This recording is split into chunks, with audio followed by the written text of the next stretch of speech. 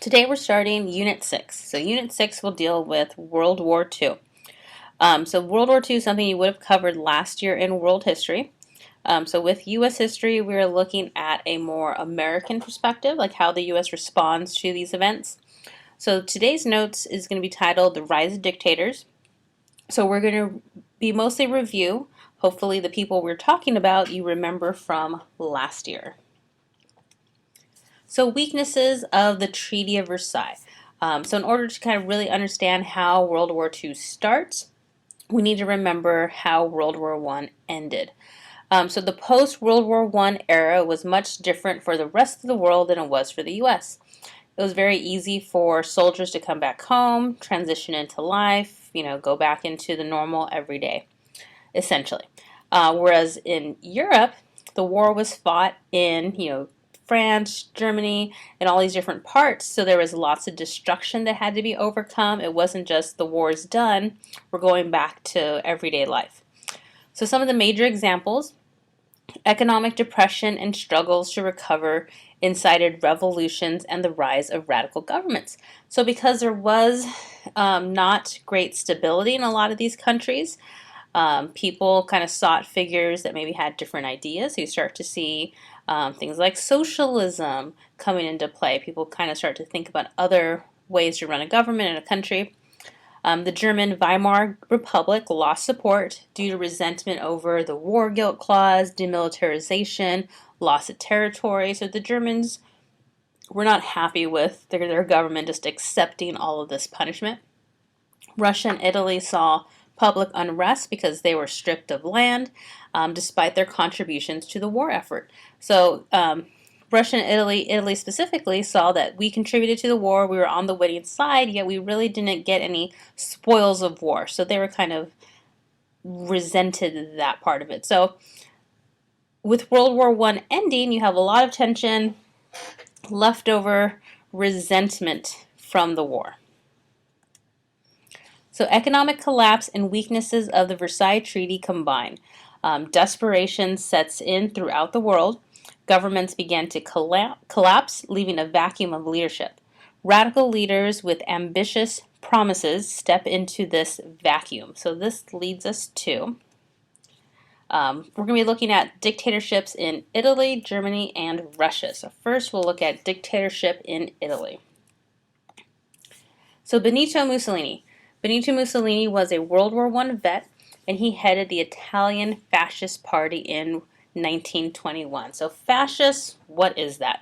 So fascism is a form of government that stresses nationalism and places the interests of the state above the individual. So in a fascist government, use the term nationalism. It's everything for the state, everything for the country. It tends to be the leaders often wear military gear. The military is highly regarded because they are defending the country. They can go out and acquire territory, conquer new lands for the country. And so it's not so much about you, what you can do, but it's what can you do for your country? How can you bring glory and greatness to your country? So Benito Mussolini is nicknamed Il Duce. He used his powerful speaking to incite nationalist support among Italians. And he quickly won the support of Italy's upper and middle classes, military, and prominent government officials. So fascism under Mussolini. By 1921, high unemployment, inflation, and a fear of communism led to support of Mussolini. So a lot of people, when the Soviets took over Russia, they see this communist takeover, and we'll see like fascism, and when we talk about the Nazis, they did not like this socialism, communism point of view, and they wanted to stay away from that. So 1922, Mussolini and his fascist blackshirts marched on Rome and seized power in a bloodless coup. So a coup is a fancy French word, just means takeover. And so what we will see is that this coup that Mussolini and his blackshirts perform in 1922 inspires Hitler. He feels that the Nazis should do the same thing in Germany and just take power. But when we talk about him in a few slides, his coup was not as successful. So Mussolini and his fascist blackshirts took power, and everyone just was like, okay, take over. So there wasn't any real backlash against that, or he didn't have any confrontation, or no one standing against him. So Il Duce maintained private property with strict government controls, tight regulation in every part of life. So that's what we kind of notice with dictatorship. They're not just controlling the government, but they're also controlling what information you're getting, who gets to work where. So all different parts of life. He crushed all opposition to his rule and promised a new Roman Empire under his authority. So now, dictatorship in the Soviet Union. Communism under Stalin. So Joseph Stalin became the Soviet premier in 1924 after the death of Vladimir Lenin.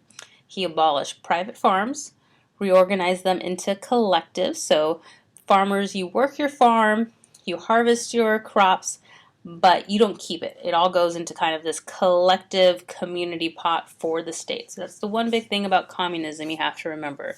It's communal. There is no private property. It's all to be redistributed amongst people. There was a redistribution of wealth, land, that had been worked by hundreds of families. And so the USSR becomes a world industry leader because they have such a huge population, and being controlled by the state, they're able to mass produce so much. So Stalin's purges, he used secret police to ruthlessly eliminate his enemies. And it is said during his reign in power, it is estimated that between 8 to 13 million were killed during these purges. Were either killed, missing. Oftentimes they're either killed right away, they're sent to work camps, police camps, sent away. No one knows what happens to you.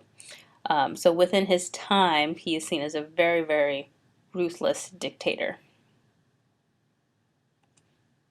Here's some propaganda, Soviet Union propaganda, kind of just showing everyone working the land. What can you do to contribute to the country, to the overall wealth and production of society? So now, dictatorship in Germany. So Adolf Hitler. Adolf Hitler was a World War I vet who headed the National Socialist German Workers' Party, or the Nazi Party for short. So even though it has the term socialist in the title, they have no connections, no ties to socialism, communism. They see socialists as more of kind of an alternate way to say nationalist, being prideful of being German in that sense. So he's nicknamed Die Führer. His powerful speaking inspires Germans in crisis. And that's a very common theme we see with these dictators. Mussolini, Stalin, Hitler, they definitely have a huge presence because they have to take control of a country, and taking things from people, keeping the government under control. So it's definitely a common characteristic and trait that we see within these dictators. He promised Germans a renewed nation and retribution for the Treaty of Versailles, basically saying we will take revenge for that. As a disgruntled youth, he wrote Mein Kampf, which laid out the master plan of Nazism, which was racial purification, racial heightening of the Aryan race, and also territorial expansion, wanting to rebuild this Germanic empire. So when Hitler wrote Mein Kampf, he was actually in prison, and he went to prison for attempting a coup just like Mussolini. However, his failed. He was put in prison, and this was during the early 1920s. So he was in prison for a little bit, and all that really did was it had him realize he went about gaining power the wrong way. You can't take it by force, not at least in Germany. So within Mein Kampf, he's kind of realizing this. It's basically a book about how he plans to take power. So Nazism under Hitler. By 1932, there were 6 million unemployed, there were war debts, there was still anger towards the Treaty of Versailles, and it led to the rise of Nazism. So once he gets out of jail, he makes the Nazi Party bigger. He, participates in government. They're just a regular political party. So by 1933, the Nazis become the majority party in the German government. So they have the most support, but there are other parties that exist. And at this point, Hitler is elected chancellor. So people elect him, he gets this kind of control. But once he kind of sees that now they have a majority, then he starts to turn. Hitler immediately dismantles the democratic Weimar government. He declares himself to be Führer and establishes the Third Reich. He replaces democracy with dictatorship, and the Germans support it because what he's doing during this whole time period is he's also creating jobs, he's putting the Germans back to work, their economic depression is going away, so he is really seen as their only hope. He's fulfilling the promises that he has stated, and so he does actually gain a lot of support from the people. So here are some few pictures of his rise to power. You can see the parades, the tons of military people that are supporting him. And again, parades upon parades, people with flags. So this idea of Nazism sweeps through Germany, has complete support. So again, we're talking 1933. The war doesn't start until 1939. So this was definitely a process for him. So we are done with the notes. Make sure to watch the notes 6.2. And also you can start working on key terms.